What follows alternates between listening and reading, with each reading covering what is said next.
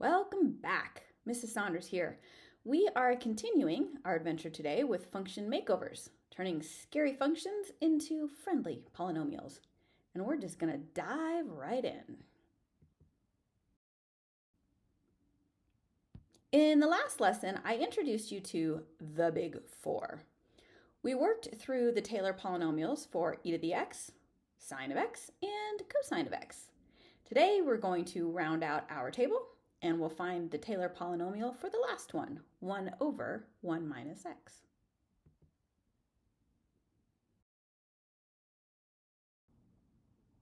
There's often more than one way to find answers to problems, so instead of using the procedure I taught you last time, I'm going to start this one by showing you, or perhaps reminding you, of polynomial long division. Watch this. I'm actually going to divide 1 by 1 minus x. Now, notice that I have the 1 there, that I'm dividing by 1 minus x, but then I've followed that with 0x, 0x squared, 0x cubed, and so on. And those are just placeholders for when I'm doing my long division.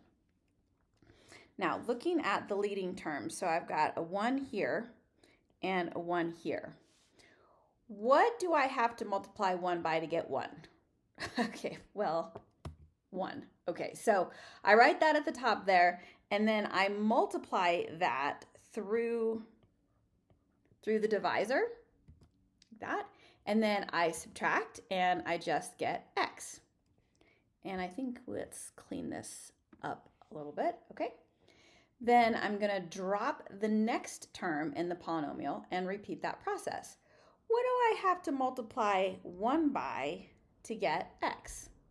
Well, x. So I'll pop that up there, multiply that through the divisor,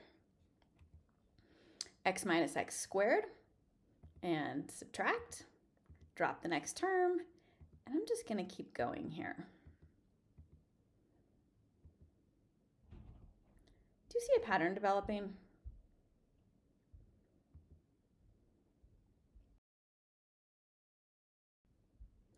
I've created a polynomial. And could you guess the nth term of that polynomial? Well, if this is n equals 0, and this is n equals 1, and this is n equals 2, then the nth term would be x to the n. Whoa. And I could write that out in summation notation as this. Now, this gets me to thinking. I've seen something that looks like this before. This looks a lot like a geometric series.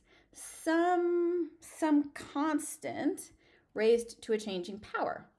Now, a geometric series converges if the common ratio is less than 1. For this geometric series, if k equals 0, we have a first term of 1 and a common ratio of x. Now recall, a geometric series is special because we can actually calculate the sum of it. And the sum of a geometric series is first term over 1 minus r, which in our case is, the first term is 1, common ratio is x, so first term over 1 minus r is 1 over 1 minus x. Whoa, like we're back to where we started. That is so cool. I love how everything works out in math. It's just so fun. So that rounds out the last of our big 4 polynomials that you need to have memorized. Now, let's see how we can put them to use. Example 2 says to find an 8th degree Maclaurin polynomial for 1 over 1 minus x to the 4th. Now again, there are a variety of ways we could attack this, but let's see if we can work smarter, not harder. We just learned that 1 over 1 minus x is approximately equal to this polynomial here. Now that's pretty close to what we're looking for. The difference is that instead of 1 over 1 minus x, we're looking for 1 over 1 minus x to the 4th. So we can use a composition to just change it up. Wherever I see an x, I'll just replace it with an x to the fourth. Now we're only looking for an 8th degree Taylor polynomial, so I'll rewrite it just to include the terms up to x to the 8th.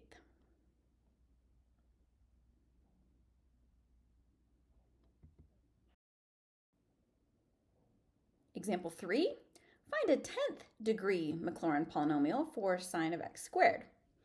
Again, does that look like anything we already know? Well, we know sine of x. And if we want sine of x squared, then we'll just replace each x with an x squared. This is a lot of writing, so take your time, pause the video if you need to. We'll go ahead and clean that up a bit, and then we just get to stop when we see an x to the 10th term. So we just don't need that stuff there.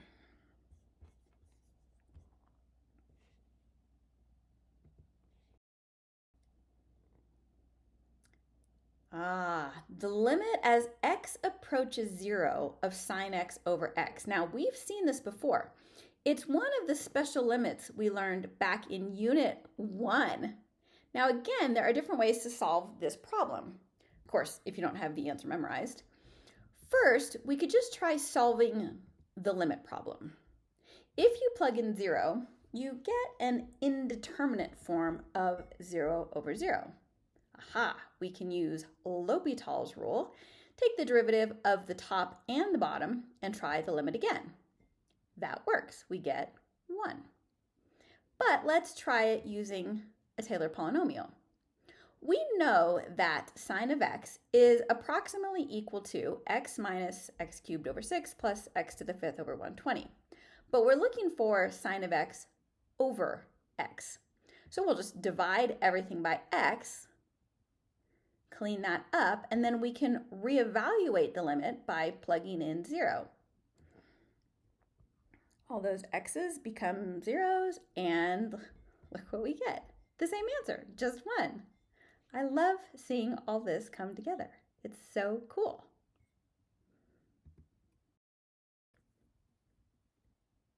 Sometimes it becomes necessary to just do a problem the long way. So let's revisit that by finding the 4th degree Taylor polynomial for the natural log of x centered at x equals 1. We will start by writing out the template we need.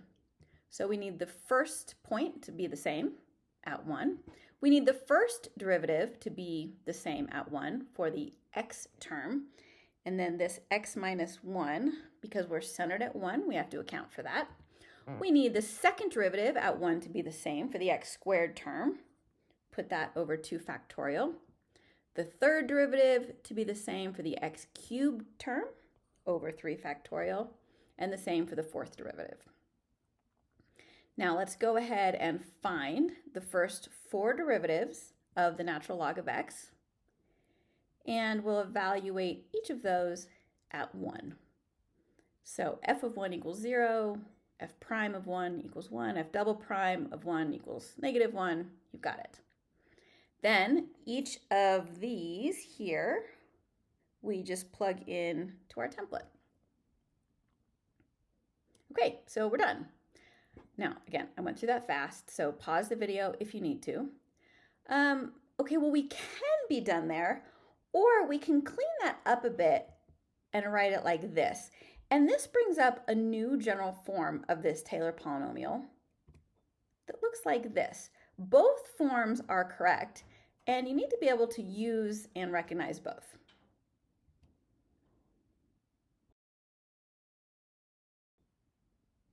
So let's look at the general forms together. The difference is that the coefficients have been simplified for the second form. Now, isolating just the coefficient, we can see that in the second form, that a sub n, we got that from the nth derivative of f at c over n factorial.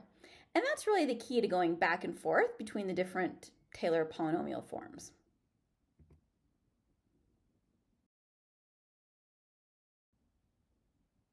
You might at some point see a question that looks like this. Let f be a function with fourth derivative of 5x plus 1 to the 5 halves. What is the coefficient of x minus 1 to the fifth in the fifth order Taylor polynomial for f centered at x equals 1? Whew. So the coefficient is going to be the fifth derivative at c, okay, over 5 factorial. Well, we know the fourth derivative, so we'll just take the derivative of that to find the fifth derivative. And you can clean that up a bit and plug in 1. If you want to simplify that more, you can, or just pop that over 5 factorial, and there you have the coefficient of x minus 1 to the fifth in the fifth order Taylor polynomial.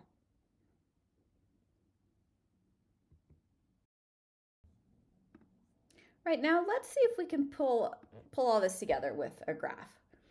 A portion of the graph of f, along with a line tangent to f at x equals 2, is shown in the figure below. The region bounded by the graph of f and the x-axis between x equals 2 and x equals 4 is shaded in the figure.